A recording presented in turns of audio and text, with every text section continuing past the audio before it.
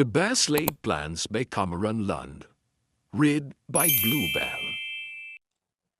To anyone who isn't ready or feels like they're falling behind, remember, it's not a race. Chapter 1. The first thing I see when I open the door is Chase Brosner's bare ass, flashing at me from the bed like some neon Vegas billboard. Then I see the girl underneath him, hand scraping his back, and when I see his fingernails, I know it's Daniel. I was with her when she painted them black, she said, to match her heart. They're completely wrapped up in each other on the bed. Andrew's parents' bed. And I can't move, my hand frozen on the doorknob.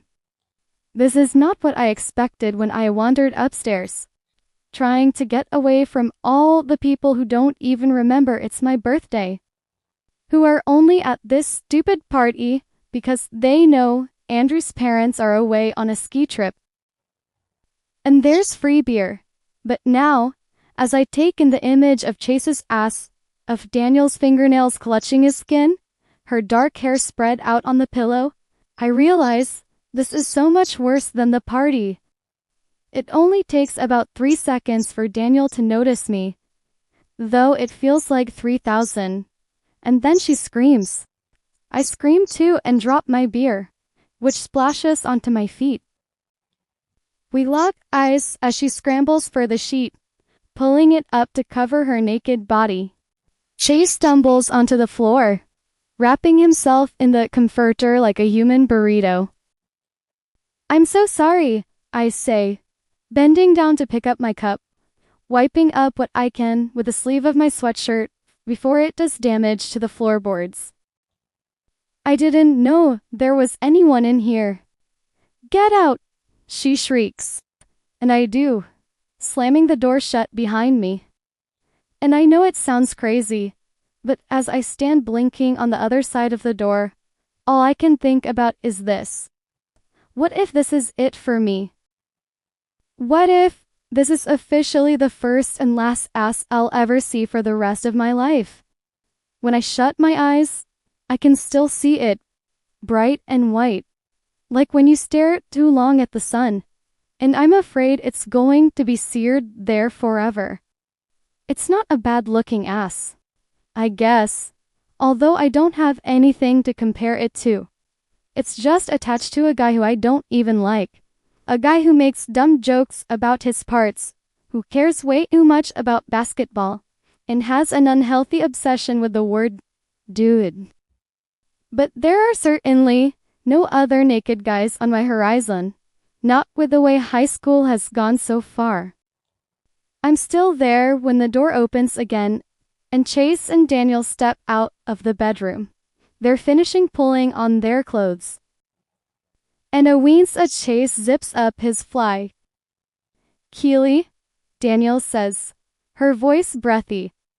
Her arms are wrapped around his bicep, and I can smell the candy sweetness of her perfume. She's got lipstick smudge across her cheeks, her dark hair messy like an unmade bed. I need to stop thinking of messy beds. Ugh. Hey dude. Chase lifts his arms into the universal bro gestures to fist bump, then brings it back down to his side, presumably remembering I'm not, in fact, a dude. Easy mistake. I'm so sorry, I say again, backing away from them. Whatever. Jay shrugs like it's no big deal. Actually, can we talk? Daniel motions her head towards the whole bathroom to my left. Alone? Sure, I say, but my chest feels tight. To everyone else it probably looks like Daniel and I are friends, which I guess, according to the rules of high school, we are. We're in the same group, and seat at the same lunch table. But we don't really ever talk one-on-one. Looks like things change when you accidentally see someone naked. I'll meet you downstairs. Chase kisses Daniel in a way I feel uncomfortable watching. His hand just on the side of her boob, about to squeeze. She giggles and pulls away, nodding at me. Later, Kelly. Then he lumbers down the staircase. I can smell the stale beer on him as he passes. Once he's gone, Daniel pulls me into the bathroom. She shuts the door and locks it, then turns to the mirror, speaking to me, while looking at herself. I don't blame her. If I looked like Daniel Oliver, I'd probably stare at myself all the time too. Her pale skin is luminous, her cheekbones model sharp, and she's got big brown eyes that turn up at the corner like a cat's. You have to promise not to tell. I won't. Good. Some of the tension drains out of her. I'm still playing hard to get. I bite the side of my cheek so I won't laugh. Daniel and Chase aren't dating yet, but they make sense. They're the beautiful people. The ones you'd read about in the tabloids of high school were like Hollywood. It was only a matter of time before they got together. So I'm not sure why Danielle is so intent on keeping this a secret. It's not like she was discreet earlier, when she was laughing and chasing him in a circle around the kitchen, trying to draw on his face with her red lipstick. Didn't he just get you? Hopefully she won't kill me for the question, but here's the thing. It's pretty well known around Prescott that Daniel Oliver was a virgin, and it's not because she openly circulated the fact. That's just how things work around here. Our nowhere Vermont town is so small that even if you're barely friends with someone, you probably still know everything about them. I mean, we've been together, all 60 of us in the senior class, since elementary school. So secrets tend to hop from student to student like a twisted game of telephone. And the fact that Daniel has managed to stay a virgin for so long, it's probably Prescott's top news story. I'm a virgin too, but this isn't surprising enough to be news. I can see the moment right when she decides to tell me. She smiles, and it spills over her face, like light filling up a dark room. And she's so stunning. I feel it in my chest.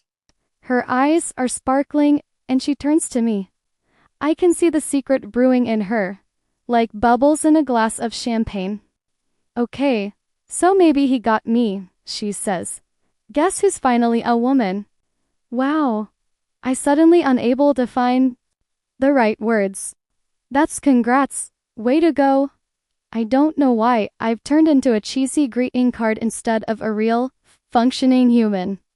Wishing you all the best on your journey. Reach for the stars. She must not find it's too weird because she continues talking like I haven't said anything. It didn't even hurt that much.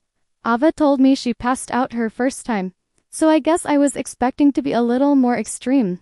She licks her pointer finger and runs it under her eyes to fix her mascara.